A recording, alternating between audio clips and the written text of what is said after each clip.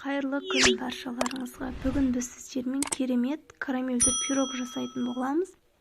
Ол үшін бөлме температурасында еріп тұрған немесе ерітілген сары майымыздың үстінен бір жұмыртқамызды және де қантымызды салып, венчиктің көмегімен жақсылап араластыратын боламыз. Өте оңай әрі жеңіл, бір жасағаннан шығатын керемет пирогтардың бірі. Міндетті түрде менімен бірге жасап көріңіздер, және де менің арнама тіркеліп, лайк, комментарий қалдыруды ұмытпаңыздар. Арнамның дамуына өз үлестеріңізді қосыңыздар, қоңырауша белгісін баса кетіңіздер. Осылай жақсылап араластырғаннан соң, електен өткізілген ұнымызға разрыхителімізді қосып, ұнымызды бөліктерге бөле отырып салып, жақсылап қамыр илейтін боламыз. Қамыр бізде тығыз қамыр шығады. Одан қорықпаңыздар, және де бөліктерге бөлініп тұруы мүмкін, одан да мүлдем қорықпаңыздар. Міндетті түрде осы рецептімен жасап көруге кеңес беремін. Егер видео ұнап жатса, қызық болып жатқан болса, комментарий қалдырып, қоңырауша белгісін баса кетіңіздер. Менің салған әрбір видеом көрініп тұру үшін. Мінекей біздің қамырымыз дайын. Қамыр тығыз қамыр болады. Осылай бөліктерге бөлінеді, одан ешқандай қорықпаңыздар, қолымыздың көмегімен біріктіріп, жайып, жасай беретін боламыз. Дәмі өте керемет болып шығады. Неге? Енді қамырымыздың бетін кішкене жауа тұрып, начинкасын дайындаймыз. Ол үшін бір банка вареная сгущенка және де айран қаймағымызды қосамыз. Қаймақ бізде 20%-ық қаймақ. Мөлшерін төменгі описание бөліміне қалдыратын боламын, және де жұмыртқаларымызды жарып, жақсылап араластыратын боламыз. Дәмі өте керемет әрі нәзік торттардың бірі. Пирогтардың міндетті түрде жасап көруге кеңес беремін.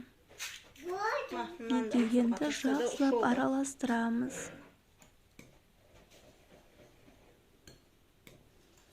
Дәмі өте керемет болып шығады.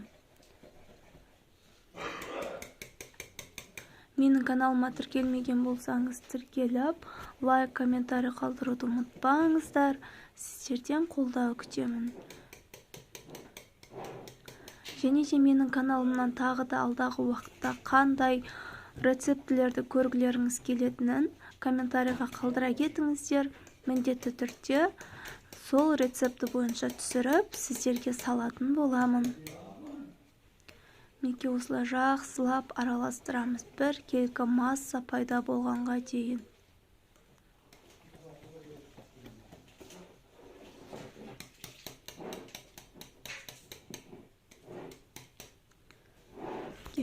Массамыз дайын болды.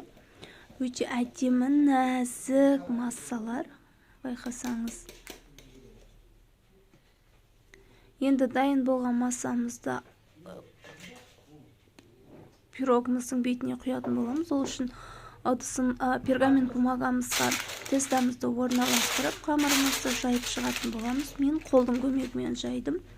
Және де бұл рецептімен өте үлкен көлемдегі пирог жасаймыз. 24 емес 36 диаметрлік асел печканың листімен бірдей пирог жасайтын боламыз. Дәмі деген өте керемет. Осылай қолдың көмегімен басып шықтым мен. Сіздерге егер бұлай ыңғайлы болмаса, оқтаудың көмегімен де жаюға болады. Осылай барлық шеттеріне жая отырып, жайып шығатын боламыз. Бұл пирогтың ерекшелігі қамыры қатты қалың болмайды, өте жұқа, начинкасымен әдемі бір-біріне керемет үйлесетін пирогтардың бірі. Шаймен бергенге, қонақтық дастарханға қойғанға өте керемет. Міне осылай шеттеріне, жиектеріне кішкене шығарып қоятын боламыз. Ол бізде начинкамыздың ағып кетпеу үшін қажет.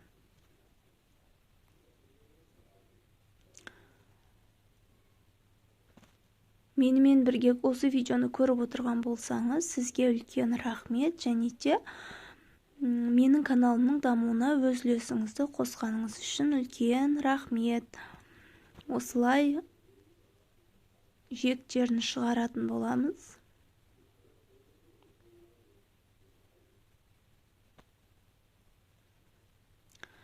міндетті түрде сіздерге жасап көруге кеңес беремін. Біз жасағаннан шығатын керемет пирог. Жектерін біркелкі етіп жайып шықсаңыздар болады. Қолдың көмегімен немесе пышақтың көмегімен кесіп алып тастауға болады біркелкі қылып.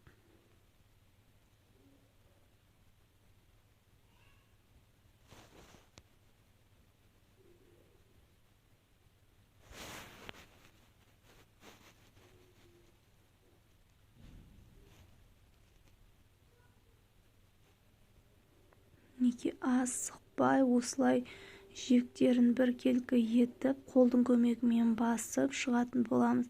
Егер тесто қалың көтеріліп кетеді деп қорқатын болсаңыздар, шанышқының көмегімен 2-3 реттен басып шығуға болады, яғни шанышқыны шаншып шығуға болады. Неге дәл осылай шанышқымен басып шықсаңыздар болады.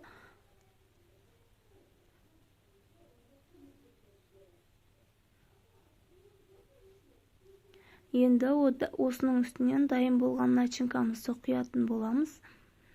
Және де қызып тұрған пеште 170-180 градуста пештеріңіздің қызуына қарай 25-30 минуттай пісіріп алатын боламыз. Одан көп ұстауға болмайды. Кішкене көптеу тұрып қалса, біздің бетіндегі ішіндегі начинкаларымыз да пісіп кетеді, қатты пісіп, нан сияқты болып қалады. Сол үшін мүмкіндігінше печканың бетін қайта-қайта аша берместен, бірақ бақылап тұруға әрекет жасаңыздар. 20 минуттан кейін ашып көріңіздер пештің бетінде. Осылай жақсылап сілкісеңіздер болады, біркелкі масса болып түсу үшін, яғни бірде жайылу үшін. Неге менің пешімде кішкене көптеу тұрып қалды, сол үшін осындай бетінде шариктер пайда болып кетеді. Яғни біздің начинкамызда қамыр сияқты пісуге айналады. Мінекей. Бірақ дәмі деген өте керемет, және де бөлме температурасында салқындатып, онан соң 1 сағат холодильникке қойып, содан кейін міндетті түрде дастарханға ұсынсаңыздар болады. Өте керемет нәзік торттардан